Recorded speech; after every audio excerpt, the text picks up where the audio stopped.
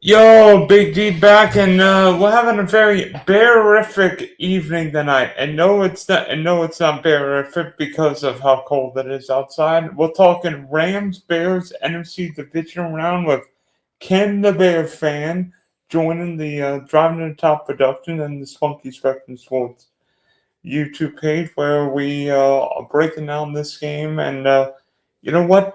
I'm hearing there might be one or two scuba suits available at Soldier Field this weekend. What? Wait, what's available this weekend? Scuba suits. Scuba suits. Oh, it's gonna be cold, man. It's gonna be cold up there. I think the temperature they're saying at the kickoff is gonna be like 26 degrees, 20 or 18 degrees, or some stupid temperature like that. The wind chill is gonna be below zero. And you're gonna need like more. You're gonna need like, oh, I don't know, the extreme cold weather gear, man. You know, pull out the Gore-Tex and the fleece liners and the polypropylene shirts. Yeah, I was military. Can you tell? Break out the cold weather gear, man. It's gonna be freezing in Chicago. What's the coldest game you've ever attended in person? 85 Bears. That Monday Night Football is freaking freezing. Against the Packers? Yeah, I was at that game. That one was cold. God, I've been to some really cold ones. I mean, I've been at games that were so cold that when they were selling hot chocolate with the vendors going down the aisle, if you're in the middle of the aisle and you bought the hot chocolate, by the time it got to you when they do the hand it down the aisle thing, it was frozen. So, I mean, I've been to some really cold freaking games in Chicago. Really cold. Well, funny story, at the Ice Bowl between the Cowboys and Packers, you remember the late Frank Gifford got a hot cup of coffee, picked it up, and by the time Gifford picked up the coffee, the coffee turned into a frozen cup of coffee. I've been to some really cold games, and the wind's gonna be whipping off the lake. Not a good day for a kicker. Unless you're Cairo Santo, know how to kick in it. It's going to be an interesting game. I don't think that, here's a funny thing, though. Last time I said we had a game like this with lots of wind whipping through, it was week 16. I said, that's not going to be a big kicking game. And Santos kicked 3 field goals that game. McManus had 2. But those are guys who kick in this type of environment a lot. So last week, McManus, I was surprised McManus missed the ones he missed, because in week 16, he kicked pretty well in Chicago. Look, Chicago's a really hard place to kick. It's probably one of the hardest outdoor stadiums in the league to kick in, because the way that wind whips off the lake, and even if the flags on the goalposts are flat, that wind is still swirling. What are the toughest places to kick? Because Meadowlands, Chicago, Pittsburgh, Cleveland... Outdoor stadiums. Outdoor stadiums. Well, I don't think New York's that tough. It's not really off the water. It's outdoor stadiums that are off the water are usually the hardest to kick in for whatever reason. And it depends on the orientation of the stadium to a degree. Lumen Field can be tough because the way it's a beautiful stadium, but the opening faces the sound. So if that wind is whipping off the sound, it's hard to kick there. So Seattle's another place where it can be hard to kick. The old Candlestick Park was like that. Oh man, yeah. But yeah, the new stadium out there is not so much. Yeah. Candlestick used to be difficult, not just for football, but baseball. How many home runs did Willie Mays lose because of the wind so? Well, that's like Wrigley. How many home run balls get blown back at Wrigley? It's ridiculous. Well, hopefully for the Cubs this year, Alex Bregman's home runs won't turn into flyouts. But no, it's I love this. I don't know for this game this weekend. I'm playing with. Last week we played with house money, right? Because the Bears, like at the beginning of the year, I said, hey, the Bears are going to be like somewhere between 7 to 10 wins. There'll be a dark horse for the wild card. And yeah, and people are like, oh, you're crazy, whatever. Well, then they win the division, and I'm an 11-win team. I'm like, cool, I'm playing with house money. And then we beat the Packers last week. I'm like, sweet. Not only if I win with house money, I guess I'm playing with Packers money now. I guess I'm playing with Green Bay's money at this point. This is all bonus for me, man. Like, By the way, Bear, we've got somebody, Connor, here trying to join the call. I don't know if he's, I don't know if he's, looks like he's a Panthers fan. are you a Bear fan, a Ram fan, a Panther fan, or who's your team?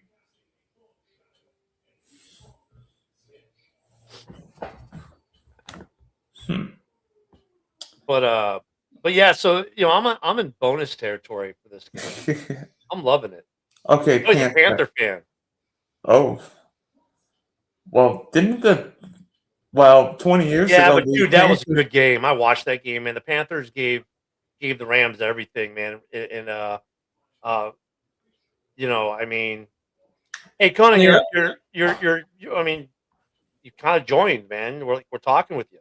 That was a good game. Maybe you could follow one of our Twitter handles, and I mean, I don't want to I don't want to send the StreamYard link on the whole where 7 billion people could use it. Maybe you could follow one of us, and then we could give you the StreamYard link, but via DM. But by the way, I think the Panthers beat the Bears in the 2005 Divisional Round. Is my Oh God, yeah, that was back when they had that was Rex Grossman against Jake Delhomme. Yeah, and that was Smith Sr. had a big game. Yeah, that was the other thing about this Bears game against the Packers. I mean, our first playoff win in 15 years, basically since the Super Bowl run of 06. Or in 10 years, I'm sorry. No, in 15 years. What am I talking about? It was just this weekend was great. I mean, look at division rivals. You get to own it's funny. For as much shit as Packer fans talk, interesting how this works. Under the Matt LaFleur, Jordan Love era, Green Bay has won a grand total of 0 division championships. They've won 1 playoff game against Dallas in the wild card round 2 years ago. The Bears, in 1 year of Ben Johnson with Caleb Williams, have won a division title and won a playoff game. They've already matched LaFleur and Love. Caleb Williams, since joining the Bears, is 3-2 against the Packers. Ben Johnson is 2-1. I'm not going to say who's your daddy, Green Bay, but it's starting to come that way. Hey, Conan, if you friend, oh, he's back. Did he send one of us a friend request?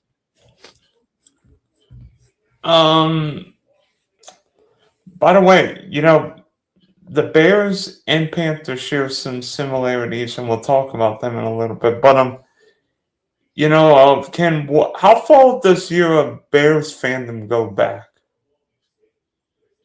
What do you mean? How far? What's the earliest Bear memory you have? Oh God, way back. I mean, dude, I've been going to Bears games since the early '80s. Yeah, so that would have been Mike Ditka. So you probably remember the 80s. I remember when Ditka got hired. That would have been 80. Yeah, funny story. A lot of people thought that the Bears were going to get Buddy Ryan to be their head coach, and got Ditka. I remember when they fired Ditka and you drove into the city that day. There was big banners that said "Fire Mike McCaskey," hanging over the Kennedy Expressway. No, I go way back, man. I've been going to games since the '80s. Then the Army's moved me around, but I've been to games in other places. Like last season, I was at the game against the Skins with the Hail Mary. The year before that, I went to my first game actually in NOLA at the Dome. That was cool. Watch the Bears. I've seen the Bears in Carolina a few times. I've seen the Bears in Miami. Um, so like that was a cool thing with the Army. I got to see the Bears from all over the place. The last Super Bowl, it's funny, '06 Super Bowl. I actually watched that in my mom's house in Chicago, and the very next day I moved to Mississippi. My last day in Chicago because we were living in Chicago at the time. And then the next day I went to Mississippi for a new duty assignment. Yeah. Wow. And No, Conan, I'm not going to give you my phone number. and funny how that Super Bowl started when Devin has to take in the opening kickoff back to the house, and then we know what happened. But I think we would both say Peyton Manning's a little better quarterback than Rex Grossman. Yeah, you know what's funny though? So on the morning show on Ken in the morning, I had Desmond Clark on a bit ago, Tight end and on that I've there. known Desmond for a couple years. Like I was the commander of a unit in his hometown. Hey, what's up, Pac Babe? And Desmond came on the show, and I asked him. I said, "Hey, who was your favorite quarterback you ever played with?" And he said, believe it or not, Rex Grossman was his favorite. He played with Jay Cutler. He played with, he played with some really good quarterbacks in his day, but he said his favorite quarterback to play with was Rex Grossman. He's like, when Rex was on, he was on. Like, he was just unreal. But when he was off, oh, yeah, he was off. But he loved playing with Rex Grossman. And, I've got a sexy Rexy mini helmet in my collection here.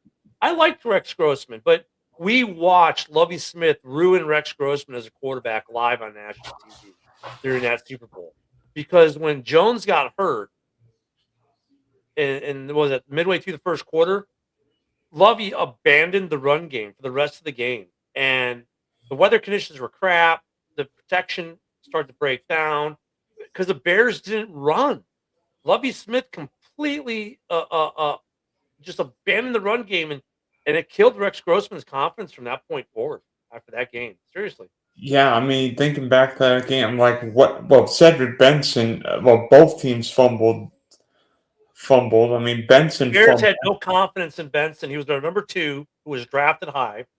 And the Bears had, in fact, if you remember, Benson got released after that year. And then he ended up going to Cincinnati or traded. He ended up having a good year or two in Cincinnati, but the Bears had no confidence in, like, Lovey had no confidence in Cedric Benson. So when Jones got hurt, they wouldn't give him the ball. Funny how things change, but back to this year's Bears team. I think we would both say offensive-minded coaches seem to have a little advantage. Look at both all teams. I mean, Liam Cohen got the best of Trevor, but Ben Johnson, Caleb Williams, despite some struggles, seem to be kicking it. And I mean, what has Ben Johnson done to turn Caleb into what he is? Because that 4th and 8th throw Caleb made may be the best throw I've ever seen him make. He's going to his left. Caleb's going to his left, throws it off the wrong foot, and it's a beautiful pass to Rome Medusa. And people have screenshotted that and overlaid the Michael Jordan Air Jordan symbol, and it's almost like a match. So people are like, oh my God, he's the Air Jordan of football. It's Air Caleb, Air Iceman. I don't know. I mean, dude, that throw was sick. And you know what though? Ben Johnson, he's given Caleb direction, which Eberflus didn't give. He's given him benchmarks to hit, a pathway to get there, and he's instilled a confidence in knowledge that wasn't there last year. And it's not just on the field, Dylan. It's off the field too. Like when you hear Caleb speak, he sounds different this year. He sounds like a leader of men. Like Ben Johnson's given him leadership attributes, or let his leadership attributes come out. I mean, the press conference. Hey, Caleb, what'd you think of all the trash talk, how they wanted you? And, he could have trash talked all day at that point. He's like, well, yeah, I kind of heard about it. And they wanted it. Okay, they got it. That was it. He didn't go any further. He just said they wanted it. They got it. I mean, he didn't trash them. He just, hey, we gave them what they wanted. When it comes to giving the coach the game ball, at the end of the game, once again, and when you listen to the teammates, when he's talking, they're like, yes, sir. Yes, sir. Like, everyone looks at him as the leader. Like, his leadership, like, he owns that team, and everyone knows he's got command of that team. And I think that's a difference from this year to last year, too. Um, Also, he throws the ball away a lot quicker. He doesn't take the sacks. If you're like, oh, but Caleb's completion percentage is like 54%. If you take out his throwaways, his completion percentage is over 68% this season. He throws the ball away a lot, and that's a good thing. Live to play another day, right? He does a lot of it. Sometimes you'll see him, the snap comes up, he'll see real quick, oh, it's not going to be there, just chucks it at the feet. Pretty smart. Like, why am I going to waste the time? Kill it. Let's go down to the next one. So he's very methodical. I think that's the other thing people don't realize about Caleb. He's very methodical, like his coach. Like, that game-winning touchdown to DJ Moore, how long do you think it took the Bears to set that play up, Dylan? A while. I mean, if you had to guess, how long did it take in that game? What was Ben Johnson's? How long was the setup for that play for Ben Johnson? I bet you Ben was saving that just for a moment later. They set that play. They started the whole game setting that play up. That one play. In the first quarter, they ran the exact same play, which ended up being a screen pass to Luther Burden for 10 yards or 11 yards for a first down. They ran a very similar play a couple other times throughout the game where it was a screen pass for 5, 6, 7, 8 yards. So when they lined up that way, and Green Bay had seen it about 4 or 5 times throughout the game, and Luther Burden takes the 2 steps forward and takes a step back, both the defenders took that one step. That one step is all DJ needed because you know how it is in this league. One step and you're done. And it broke DJ Moore to be wide open for the touchdown. He took him the entire game to set up that one play. Green Bay Packer fans are going to have nightmares about DJ Moore game-winning touchdowns. 2 this year. That's the other thing about this team. Like, you look what happened in the Eagles with A.J. Brown leaving the locker room in a hissy fit because, he doesn't get the rock, whatever it is up there. Dude, there were games this year DJ Moore didn't get a ball. There were games this year when Roma Dunze was playing, he didn't get a ball. There were, Luther Burden went games where he didn't get a ball thrown his way at all. And none of them complained, and they all blocked. And they're there. You know why? Because this week it's DJ, this week it's Rome, next week it's Luther, the next week it's Colson Loveland. The mentality of this team is it's a team. That's the difference between this Bears team and, say, this year's Eagles team. It's a team. No one bitches about how much they get the ball. Like, is DeAndre Swift mad that Kyle Monangai is taking carries from him? No, because he realizes that together we're stronger. We're better as a team than me just getting the rock all the time. We're better off with Monangai in certain situations than I am. He understands his skill sets and how his teammate complements his skill sets. I love this Bears team. They're very unselfish like that. And you know what? I love teams that the wide receivers block, because guess what? If you don't block, you don't play. Well, that's Ben Johnson. No block, no rock. DJ Moore, I've seen him throw down some great blocks this season. Luther Burden, kid's a blocking machine. Colson Loveland, Cole Kmet, they block. Zacchaeus has had some big blocks. Rome has had some good blocks. Hell, even Caleb threw some blocks this season. I mean, that's the thing. They are a team. That's the big difference this year. The way they handle everything is just, it's a different level. You mentioned Colson Loveland. I think Colson Loveland, a lot of people are like, why did the Bears take him at 10 in last year's draft over Tyler Warren? But I think Ben Johnson sees Sam Laporte in Loveland. I mean, really productive, versatile player in Michigan. And we've seen Loveland come of age the last couple of weeks. What did he have? 8 or 9 receptions against the Packers? Yeah, he had a big game against the Packers. I think before the draft, myself and Broski Bear, one of the guys on all of our shows, We were both like all in this Tyler Warren love fest. And look at Ben Johnson. Like, you want to see a football player? Tyler Warren's a football. And look at Tyler Warren. He's big. He can run. He could be a running back. He can be a wide receiver. He can block. The guy can do it all. And so when they drafted Love, and we were like going, and then we started to look at tape and like, you know what? This dude fits Ben Johnson's scheme. The way he plays ball, he fits this scheme. Like, he's a prototypical tight end for Ben Johnson's offense. And he's going to learn from Cole Kmet for a good year or 2 or 3. Ooh, this might be something. And it has. He fits the scheme. He can run routes. Probably he runs routes better than Tyler Warren does. Warren's a bigger dude, but this kid can run some routes and he can throw some blocks. Like, he did the majority of him in the first half of the season was blocking. I mean, he was earning his stripes blocking. And he still does. I mean, I think we have the best tight end combination in the NFL right now with Kmet and Love. I really do. The blocking and the catching abilities of both these guys is insane. Because what's crazy is, if it's not Colson Loveland doing it, it's going to be Cole Kmet. What do you? I mean, I think we found out this week, because until Ben Johnson became Bears head coach, the Bears ownership has basically forbidden Bear coaches to swear. That's changed a little bit with Ben. Wait, banned him from what? From cursing.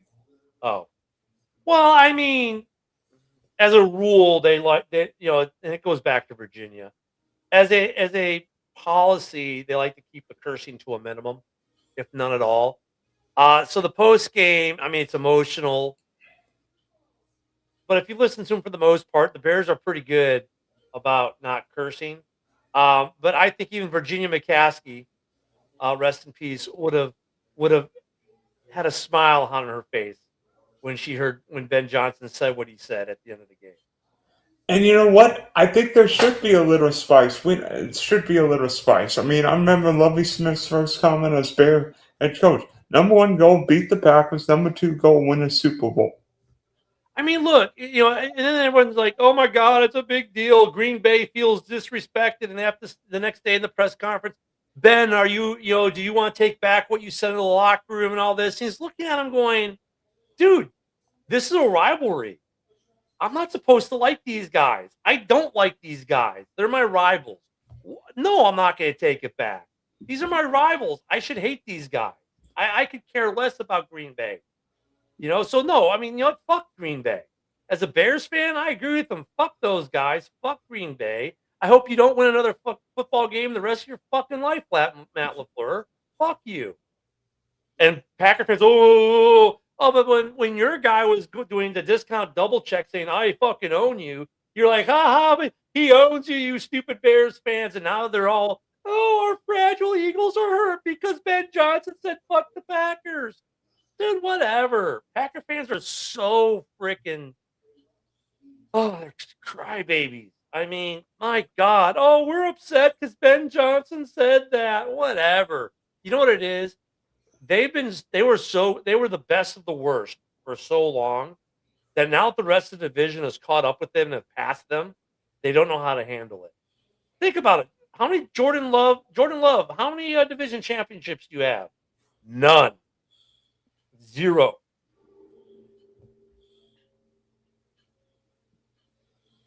Oh, we're the Kings of the North. No, you're not. The Jacksonville Jaguars have won a division more recently than the Packers. Goff and Caleb are.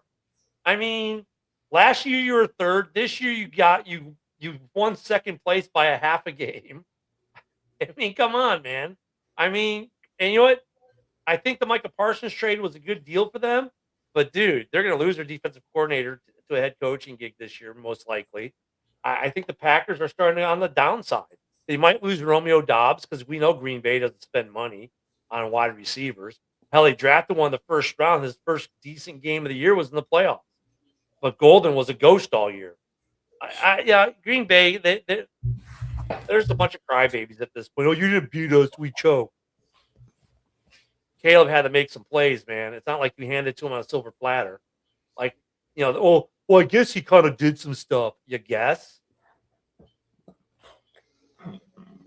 I'm glad you mentioned so because until this year the Bears had not always been great in the clutch, but Vegas, Washington, 2 of the 3 Green Bay games. Trying to think. What are He had the 7 games. the second Viking game.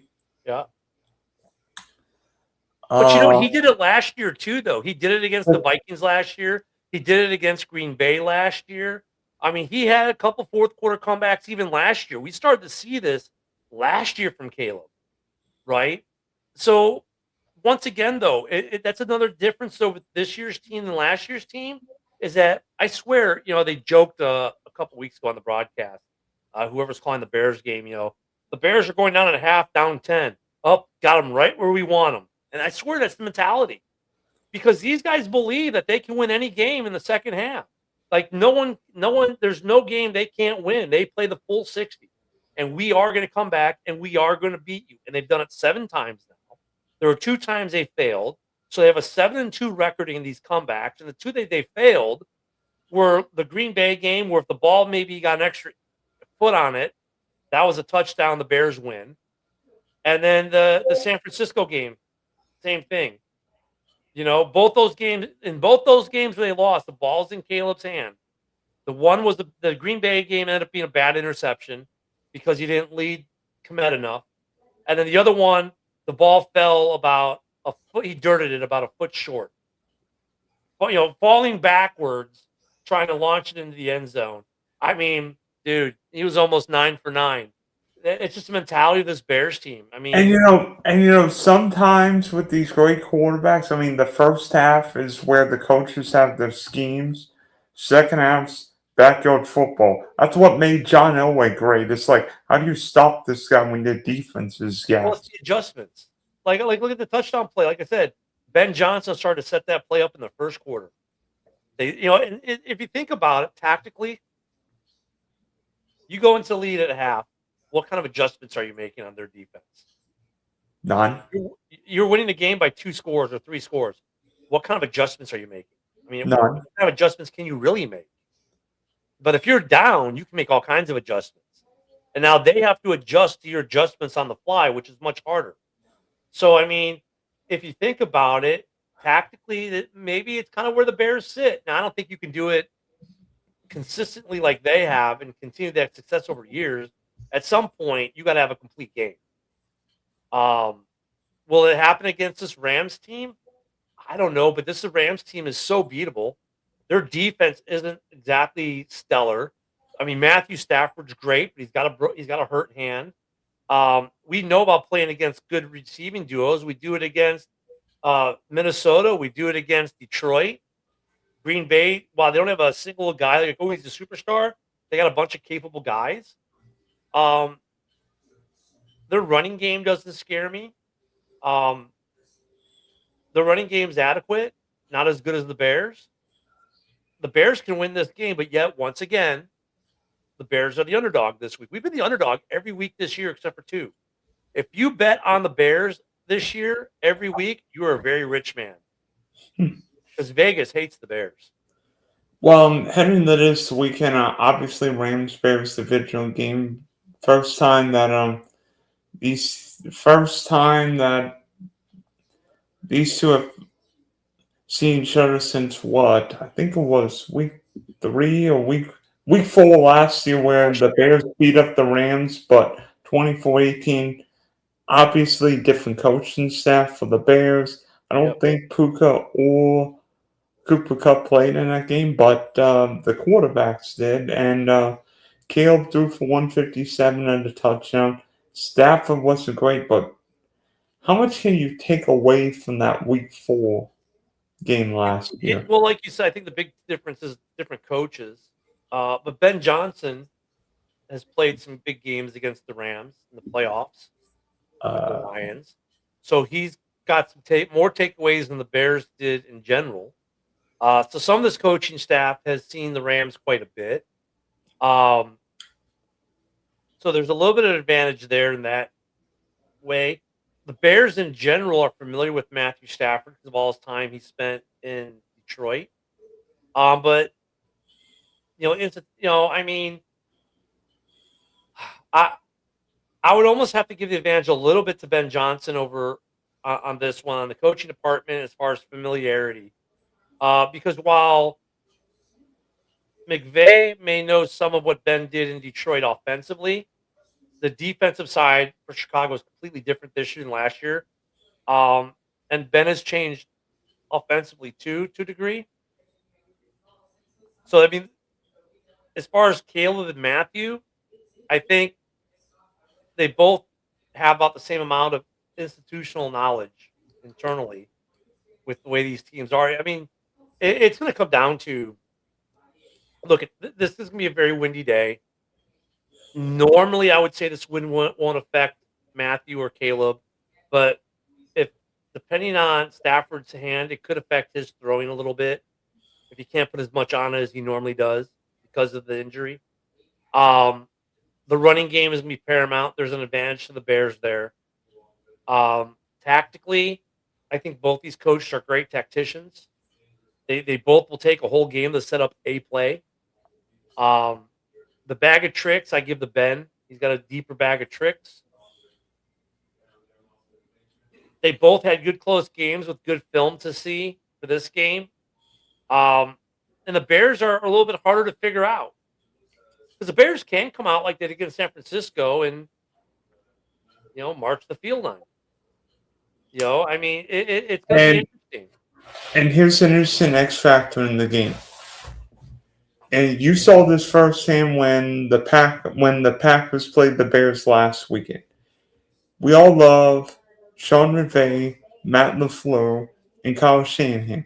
But what has been the one weakness with all three of those coaches, particularly in the playoffs?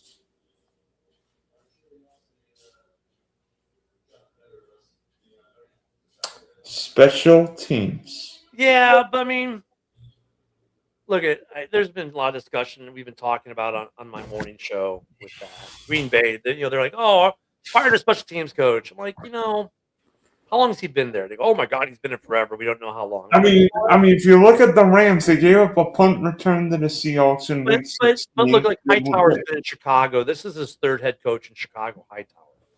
Special teams coaches are very hard to find. They're very niche. And here's the thing. If you're a special teams coach, here's what you have control of. Your long snapper, your punter, and your field goal kicker. That's it. After that, you're getting whatever the offensive coordinator, defensive coordinator gives you, to include your return guy more times than not. So how much do you really have to control there? You don't get to control the roster for it. You don't get to control what players you get to utilize for it. You don't get a ton of practice time with them. You get, okay, special teams guys, 30 minutes after practice, go to see the special teams guy. Okay, great. I mean, special teams are an afterthought to these coaches. So, they have the toughest job of all the coaches, and that's why you don't see special teams coaches get – think about how many special teams coaches you see get fired every year. Not many. Of all the teams looking for a head coach this year, how many of them still have their special teams coach from last year? All of them. All of them. Special teams coaches are hard. So I wouldn't say it's a weakness.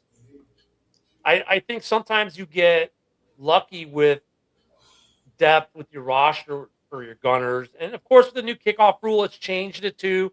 And I think special team coordinators are still adjusting to it a little bit, right? Believe it or not, in year 2, they're still adjusting. People think, oh, but it's the second year of the new kickoff. Dude, it's going to take a couple years for teams to adjust where we're going to see a good impact for these special teams coordinators. I mean, like this year, we've noticed a big adjustment in how guys are kicking the ball compared to last year. So they're still trying different tactics on these kicks. The special teams for the Bears have been pretty good in terms of punt returns, stopping them. Then you get a game or two like, oh my God, special teams, it's going to happen. I mean, it's the field goal kicker is and the punter. Those are the two guys that you really control.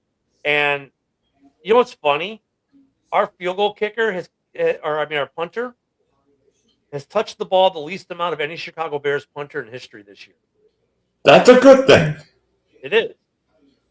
Cairo Santos last year, I was thinking, and coming to camp, I was like, ooh, we need to bring in a guy who can kick it in from 55, 60 yards out. Because like the last year, the week 2 or 3, whatever it was, lost to the Texans was because they had a field goal kicker who could kick it in from 55 and we couldn't. And that's how we lost that game. And now I'm happy we kept Cairo because you watch how he's been kicking the last couple of weeks, especially in Chicago with the wins and everything else. He's been money.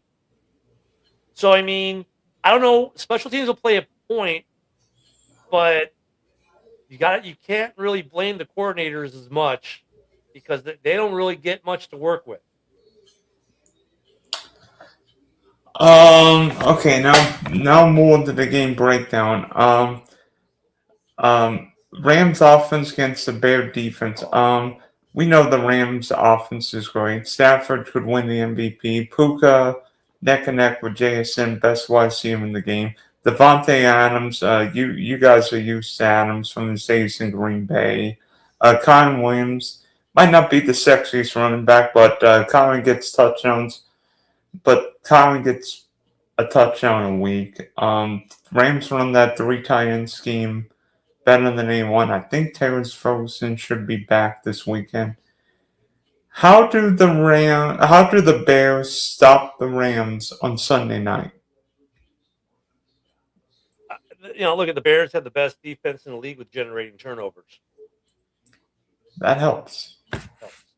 I think last week we did a lot of man, which has not been our thing. We've been playing a lot of zone. I think we'll play a lot of zone, and it's gonna give us a chance to ball hawk. I think that's how you do it. You ball hawk them. Stafford's a good quarterback. He knows how to pick zones apart. However, you can still ball hawk them. You can bait them with the zone, and we got the guys to do it. Pressure on the quarterback is big. Booker is getting better and better and better to the point where I don't think the Bears are going to make defensive end as much of a priority that they would have, say, 7 weeks ago. Booker and Sweat have been starting to get pressure and making quarterbacks uncomfortable. So what you gotta do is you've got to make Stafford get rid of the ball early by making him uncomfortable. Don't let him throw the ball on time. Throw the timing off as best you can. Get hands up, which Grady Jarrett's been good at doing. Gervin Dexter has been good at doing this year. I think that's how you do it. You got to take hey, what's up, JB? You've got to disrupt Stafford's timing with his receiving core, and then let Jalen Johnson and those guys ball hawk in the back end. That's really what you got to do. That's really what you got to do with that offense is you got to break the rhythm up. Because look at Stafford's not going to break off these big long runs, right? He's not going to break off huge runs on you. He's not that point in the career. He's going to burn you downfield. So you got to make him think he can burn you and have a guy ready to jump in front of a ball. And that's what it comes down to with the Bears defense this week. Generating just enough pressure or enough pressure to make him throw his timing off, even if it's just a second early or a half a second early. That's all you need. And now let Byard ball hawk. Let Byard jump in front of Puka or Devontae. Right? I mean, that's how you do it. That's how you do it. Well, we know Matthew Stafford's not going to be running for his life. I mean, Matthew Stafford is probably... If Matthew Stafford runs for first down, that will be the biggest surprise on Sunday. I mean, he may run for a 1 or 2 yarder. I mean, he's capable of. You're not going to see a 15-yard run for a first down out of Stafford, but you'll see him do a 3 or 4 yard to the sideline if he has to, if it's available. I mean, he'll do that. But I mean, you've got with the cool thing about this game with Stafford is you don't need a spy. You can divert that spy to coverage. So now you can do some other things too. Now you don't have a spy. Now you can do a corner blitz on him and create the pressure that way. You're just looking for ways to make him get rid of the ball early. You make him get rid of the ball early and off time, Now you give your defensive backfield a chance to jump the route and pick it off. And if you look at it, Matthew Stafford's a streaky quarterback. I think Stafford's lately has thrown 7 touchdowns and 7 picks. So he's in one of those cold streaks. And you know what's funny now one thing, and you notice I didn't say, it's a cold weather game. Stafford's 3-3 in cold weather games. 50-50 ball for him. And he's won one of those 3 games of his 3 victories in cold weather, in games under 32 degrees or less at kickoff. One of those victories came as a Ram. So, against the Jets last year, I'm guessing. I can't remember the game specifically. But then again, the Jets haven't won a meaningful game in 50-something years. He's 50-50 in cold weather. So people go, oh, well, it's LA, come to Chicago, and the wind chill is going to be below 0. It's going to affect them, yes. But it's not like he's 0 for 6 in cold weather. He's 50-50. Stafford and Devontae are used to this. Puka, it may affect him a little bit more. Maybe. But yeah, there'll be an effect on the Rams for sure. Is it going to be like you kind of harken back to the '85 team when Dickerson led the NFL in rushing? Speaking of the Rams Bears, this is the 40th anniversary week of the LA Rams Chicago Bears NFC Championship game 1985.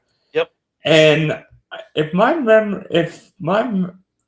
I'm correct, there were 2 half-decent running backs in that game. One named Eric Dickerson and one named Walter Payton. Dickerson was in the MVP talk that year and led the league in rushing. And he came to Chicago, which, by the way, back then I watched that game.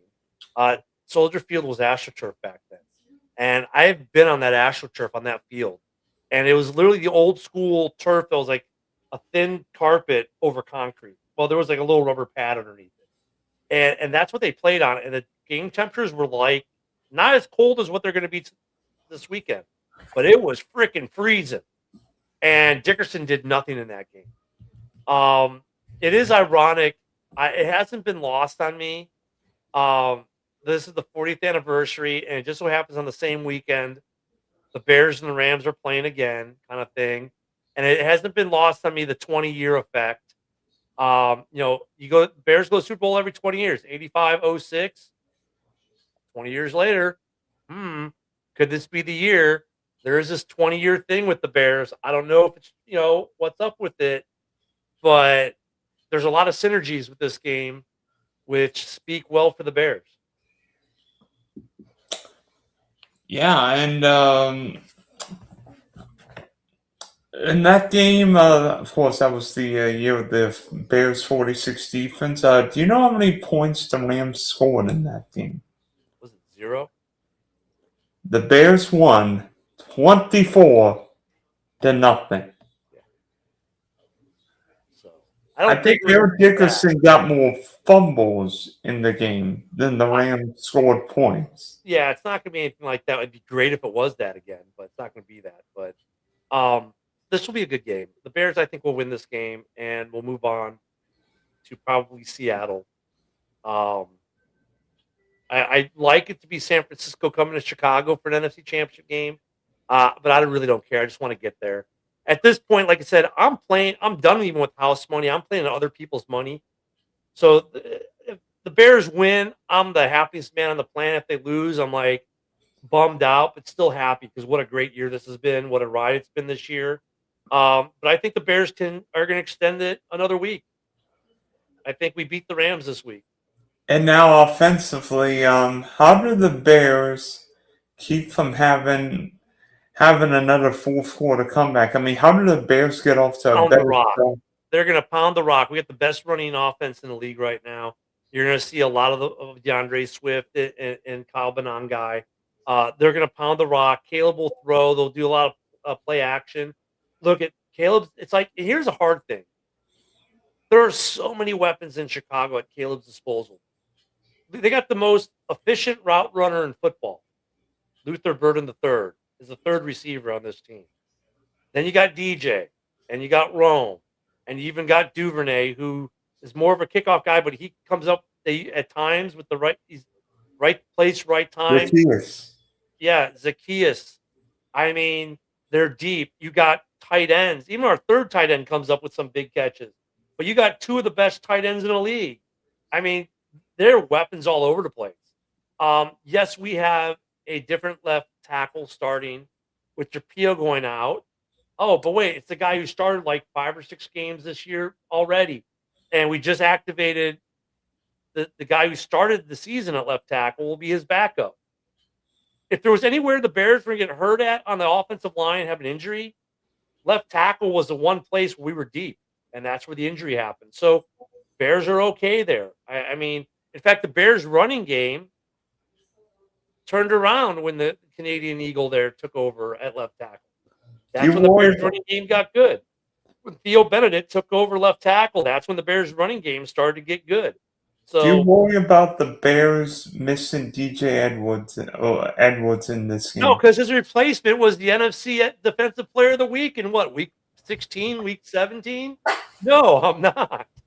Like, that's the thing. Like, the Bears, the two key injuries the Bears had last week, the guys that are replacing them could be starters. Like, it worked out. Like, Edwards is out. Okay, the guys replacing him just came off injury, off the concussion protocol. And, oh, yeah, the last week he played, he was the Defensive Player of the Week. Wow, bad replacement. And Edwards and left tackle, both those position groups where there were injuries, where we had injuries all year. It's kind of like for the Niners with Kittle being out. They're used to Kittle being out. Kittle was out a lot this year. Their other tight end's really good too. Oh, Kittle's out. The Niners can't do anything without Kittle. Bullshit. They won a lot of games without Kittle this year because their backup tight end is really good. Well, same thing for the Bears at left tackle. We have enough guys at left tackle. I don't think you're going to see a huge impact. We got enough guys of our linebacking core. Didn't the 49ers beat the Bears without Kittle in week 7? Without Kittle. And that was a shootout. Yeah. That was a crazy game. Tied at 7, 14, 21, 28, and 35. First time that ever happened in a regular season game in NFL history. Yeah, that was a crazy game. So offensively, though, they're going to pound the rock, and then they're going to do play action. And Caleb's got a lot of different people to throw to, so good luck covering them all. And guess what? Your defensive coordinator's name is not Jeff Hafley. So, I think Hafley's one of the best defensive coordinators in the league right now. So good luck, LA, covering down on our offense. And when Caleb runs, one of the fastest quarterbacks, or if not the fastest quarterback in the league when he runs the ball. And possessing and capable of throwing all kinds of water. Yeah, I mean this guy throws off platform probably better than any quarterback in the league. Do you have any trivia for me? You know I'm a trivia savant. God, I didn't think of any trivia before the game, before we came on, because I've had today was a weird day. I got done with the morning show. I've been playing with, and then I watched the new Star Trek. Watched those 2 episodes. I played with the grandkid, and then we took a nap. I know it's a rough life being retired. So when I got your text, I was like, I just woke up from the nap with the grandbaby. Grandbaby, we wore him out so much. He's like, pop, bed. Okay, fine. I guess it's nap time. Darn it. Look, when you have the grandbaby at the house, he runs the house. You know what I mean? We just live here at that point. Good trivia for the Bears.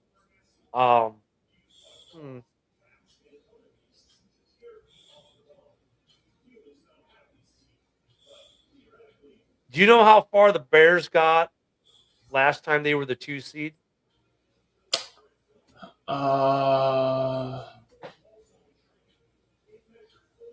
would have been the NFC Championship game because that was the year the Falcons were the 1 seed and Green Bay beat them in the divisional round. I think Chicago beat Seattle in the divisional round. Yep, and Green Bay beat Chicago with Jay Cutler riding the bike in the second half with a tore ACL or MCL or whatever it was. Yeah. And B.J. Raji having a pick 6 in that game. The game that made B.J. Raji immortal in Green Bay. Yep. B.J. Raji doing his best Keith Traylor impersonation. Those teams were great back By the way, Keith Traylor had one of the longest interceptions a fat guy ever had against my team, no less. I mean, this will be an interesting game. The last time that we played the Rams in the playoffs, I think, was 85. The 85 season. I want to say it is. We've played the Rams. The Bears have a good track record against the Rams overall. Even since Stafford, the Bears have a good track record against the Rams. I don't know if you can look that record up, but let me grok it real quick. Um,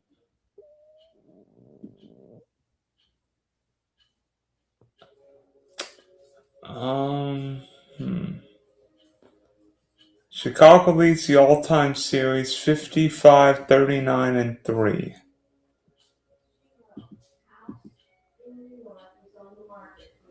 Let me see. Playoffs. Let me see. Playoffs. Any. Wait, that's not what I want. Darn you. That's not what I want. That's not what I. Oh, never mind. Never mind. What would an NFC Championship do to say, hey, Caleb Williams can play and Ben Johnson's not just a brilliant OC, but can be a brilliant leader of men? This is interesting. Real quick, going back. So the Bears against Matthew Stafford in LA are 2-2. So this, my God, another rubber match. This is another rubber match. Last week was a rubber match in 1, 2, 3 ways. Last week, the Bears were 1-1 against the Packers all time in the playoffs. So it was a rubber match for that. We were 1-1 against the Pack in the regular season. So it was a rubber match in that. It was for Caleb and Jordan, who were 2-2 against each other career. It was a rubber match for that. This week is another rubber match as the teams with the Rams with Stafford are 2-2 all time against the Bears. Now, the only meeting with the Bears and the Rams with Caleb, the Bears won that 24-18 in Chicago in week 4 of 2024. Interesting.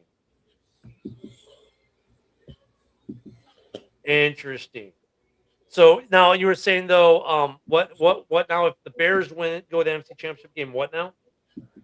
What would it mean if the Bears got to an NFC Championship game with Caleb in year 2, Ben in year 1? I think it's no different than what's already happened. I mean, at this point, you have to accept that Caleb is the future in Chicago. He is going to be a good quarterback for a while. That Ben was just icing on top of the cake. Just icing on top. I mean, this is all, like I said, this is all icing on the cake. Like, look at the fact that we won the division. We're playing with house money.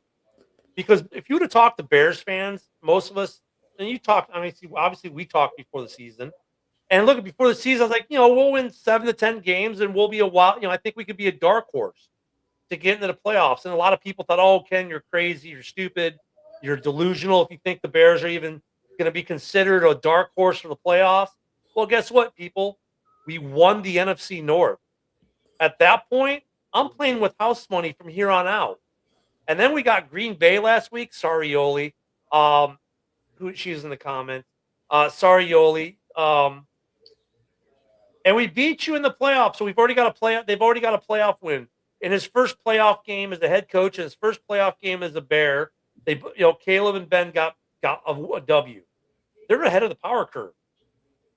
So if we get to an NFC Championship game or a Super Bowl with these two in year 1, it's all icing on the cake. Like, if the season ends Sunday, Bears fans have nothing to be mad about because we weren't even supposed to be here.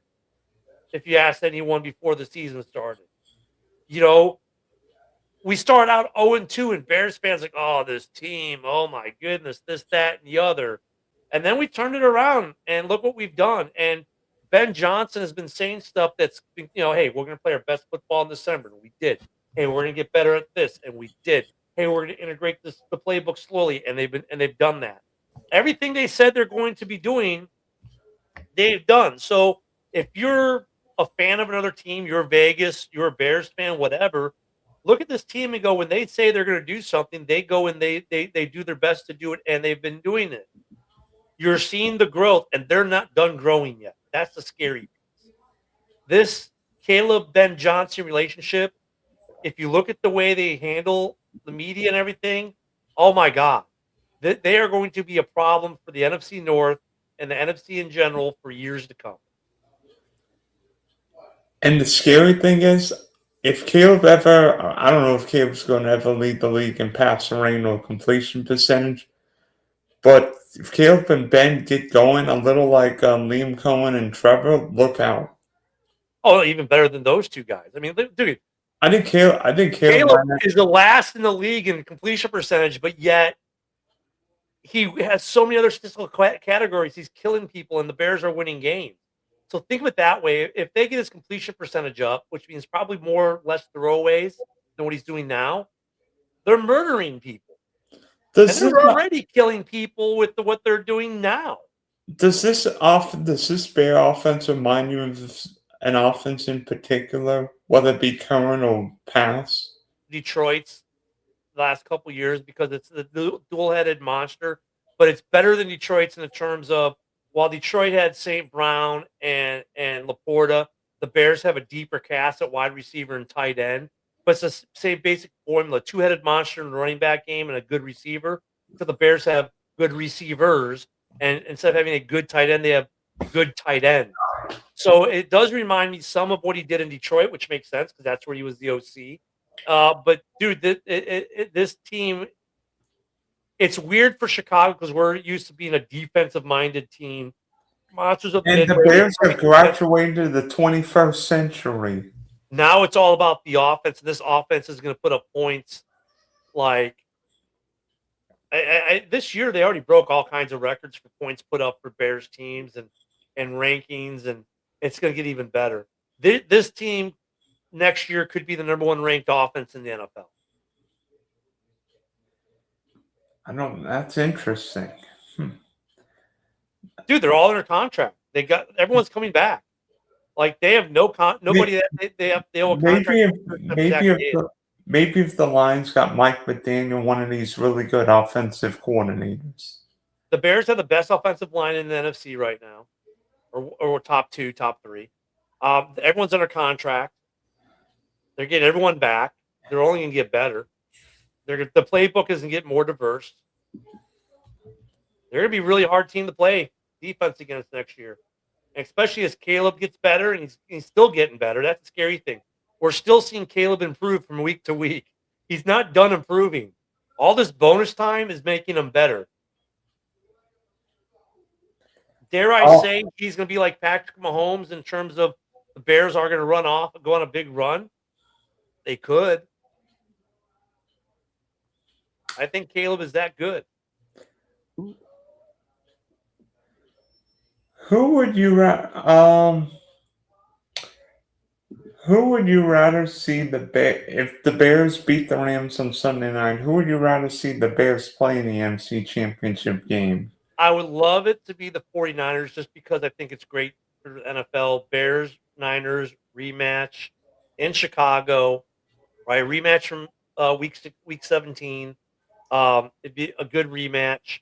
But Seattle, there's some good history there, and with Sam Darnold, and in a way, I really don't care who we play. We can beat either one of those teams. I think San Francisco is just a better storyline with it being a rematch of week 17. And, Purdy getting to yet another NFC Championship game despite all odds. I think it's great storylines. But outside of that, I really don't care who we play. How much do you think C.J. Gardner-Johnson's return helps the Bears? A lot. He was a great addition mid-season. It's a better rotation with him and Spider-Man back there. than it was. Plus, he faced the Bears in the divisional round last year. Yeah, I mean, no, CJ Gardner-Johnson's a quality player, and he was a great addition. So having him back there really, really helps. It strengthens that rotation at the nickel. It really does. You worry a little bit about Tyler Gordon? Well, no, because Gardner-Johnson's back. So that's what I'm saying. Like, it's better than Blackwell. Because, like, last week, Blackwell played a lot early. Was it Blackwell? Anywho, Gardner-Johnson's a better rotation. Gardner-Johnson is a good rotation. That's a good rotation with those two guys. It's funny. The Bears with Spider-Man are a top 6 defense in this league. Without Spider-Man are number 27. Kyle Gordon makes a difference, man.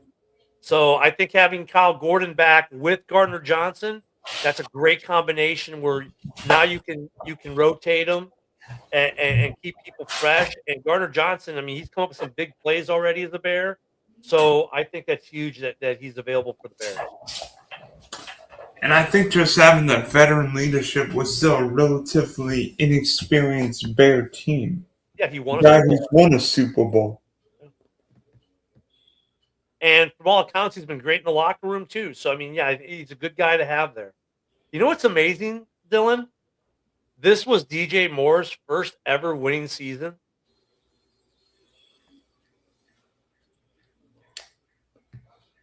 Wow.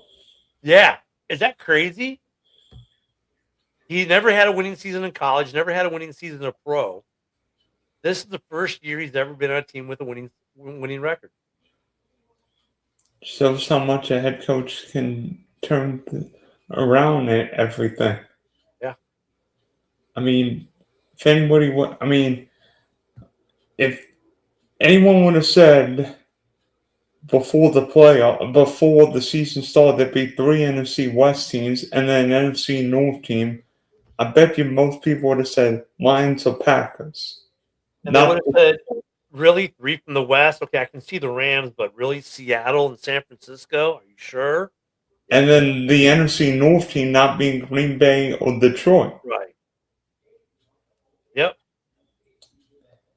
Well, you know what? I'm guessing LA Chicago's going to get a big number on Sunday night, and both of us are going to be watching eyes, ears, mouth, nose.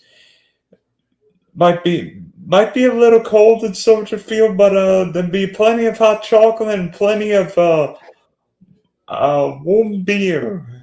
Look, I think the NFL was smart to make this the cornerstone game of the weekend. You know, it's the primetime NBC Sunday Night Football game of the week. You know, the big primetime game of the week for a reason. You're only saying that because you want the one to be colder. No, I mean honestly, like it's the matchup of the weekend. I mean, you know, it really, like I really like the San Francisco Seahawks game because it's a divisional game and anything can happen in a divisional game. You know what I'm saying? I mean, that's going to be a great game. But Rams Bears, being with the Bears doing what they've been doing, I mean, I totally get why the NFL put the spotlight on it. And you know what? Caleb plays really well with the spotlight on him. So these nationally televised games, like Caleb's at home on them. So I get why the NFL did it. This is the two of the biggest markets in the NFL going head to head in a divisional round playoff game. It's got everything. It's got the team that's got the maybe the league MVP, the comeback kid, and the Iceman and Caleb Williams, the rising star. You know, where they have all these exciting finishes. A team that wasn't supposed to be there, a team everyone said should be there. It's going to be football and cold, football weather, classic throwback kind of game. I mean, dude, this has NFL tears written all over it, man. They're crying over this game. It's so good for them marketing wise. I get why they did it. What's up, you jackwagon? Ginger in the comments. My dude there in Seattle. Not in Seattle, in Pittsburgh. Jesus. Sorry. And it's funny, both our teams have our head coaches, and yet Steelers and Ravens don't have head coaches. Yeah, but the Giants do. Maybe. Oh, no, he signed, didn't he? We don't know officially yet. Well, they're saying he signed. I mean, he's done. Harbaugh to the Giants. But I mean, I'm not. I'm waiting after hearing Josh McDaniels go to Indy and then not going to Indy. I'm waiting until the deal is officially signed. oh, let me look real quick. I think the deal. I thought the deal was done already for him. Let me double check. Um,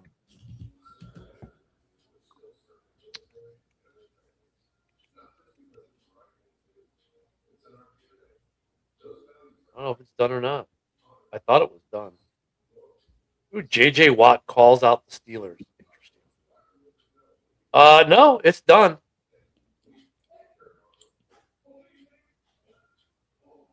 Maybe JJ. You know what? I would rather have JJ Watt broadcast a football game over Tony Romo. What now? I would rather have JJ Watt broadcast the game over Tony Romo. Yeah, we're gonna get Sunday Night Football for this game, so we're gonna have that crew. We're gonna have Chris Collinsworth. Yay! At least he won't be able to talk about Mahomes anymore. But you know what though? I mean, he's gonna be slobbered over both these quarterbacks. So I mean, look, I think this is a great game, and I love to see how it's funny how I'm starting to watch attitudes towards Caleb and the Bears change as the season's gone on. How Guys who are dare like, you "Oh, the bring Bears them have no in Seattle? chance," now they're drooling over them. I know. I'm sorry, you jackwagon. I was thinking about the football game. By the way, Sam Darnold's got an oblique injury, but should be ready for the playoff game. Yeah, I mean that's gonna be a fun game. That's why we were talking about that Yinzer when I saw you. But I mean, I just love. Oh, by the way, Yinzer, there's a rumor I saw 3 or 4 different times repeated today how there's a trade scenario for Watt to come to the Bears. I don't know if we would do it, but that's talk for down the road, just to plant that seed in your head. TJ Watt, I'm guessing. What now? TJ Watt. Yeah. By the way, Caleb Williams has won more playoff games than TJ Watt. I didn't say it, Yinzer. Don't be mad at me. Yeah, I mean, dude, I mean, yeah, the Steelers have not won a playoff game in over a decade. It's crazy. By the way, they are. the Steelers are 0-2 in the playoffs against my Jaguars. Both of them in Pittsburgh. Interesting. Sunday's going to be fun, man. I can't wait for this weekend of football. I can't believe that we're already at the divisional round. The season flew by so fast. And it's kind of surreal that for me, as a Bears fan, that I'm in the playoffs this deep. I have a 25% chance of getting to the Super Bowl, a 50-50 shot at the NFC Championship right now. It's kind of surreal. It's kind of weird how fast the season seemed to have blown past. And what's weird is like while other teams are looking for head coaches and trade rumors about who's not going to be here next year and who's going to be here, and I'm still playing meaningful football, or my team is still playing meaningful football. It's kind of surreal to me, man. I haven't had to be in this mode in quite a few years. Yeah, shocked that Rams exist.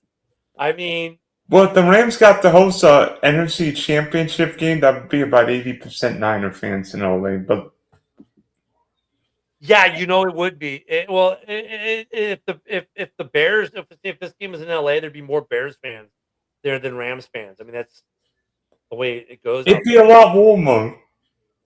Well, there are a lot of Chicago expats, if you will, that live in LA. And Vegas. We saw how many Bear fans there were in Vegas. Well, Vegas is one of 2 locations out of Chicago that has a Rosati's Pizza because the family it's from Chicago. But one of the children moved to Vegas. One of the other ones moved to Dallas. And that's why in Dallas and Vegas you have Rosati's Pizza, and the other locations are all in Chicago. But yeah, it's in Rosati's. By the way, isn't deep dish. It's Chicago thin crust, really good. I think there's one here in Southwest Florida. No, there's a Giordano's in Orlando. We've got 2 Giordano's in Orlando. You know what? You've got a Maggiano's over there in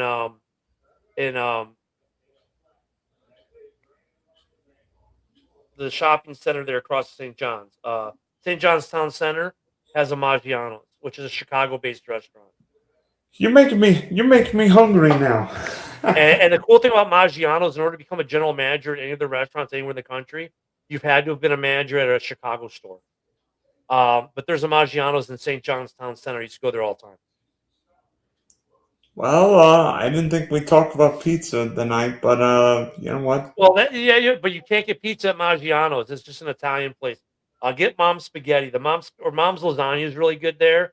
Or if you get the spaghetti with meatball, it's one meatball, but it's really good. But there's a Maggiano's in St. John's Town Center. Otherwise, you got to go to Orlando. Southwest Florida. I'm not by Duval. Otherwise, I would have gone to the game last week. That's right. You're more south towards Daytona, right? Southwest Florida, halfway between Naples and Fort Myers. Oh, you're way down there. Your closest Chicago food is going to be Orlando. There's a Portillo's, and there's a Giordano's. I know where to get my Chicago food. I got a food truck here in Fort Walton Beach that has Vienna beef hot dogs and Vienna beef beefs. In fact, you know what? Maybe I'll go there tomorrow and get me a beef. We have a Rosati's Pizza in Estero, Florida. Oh, is there Rosati's there now? Yeah. Maybe they've expanded. Nice. Now you make me hungry. And you know what's different about Chicago thin crust? We don't cut it in triangles. We cut it in squares. Cut in squares. Yeah. Best kind of pizza around. So from Bears to Pizza, this stream was. He's a Jaguars fan, Yinzer. Don't hold it against him. What do you mean? Wait! Are you throwing me under the bus?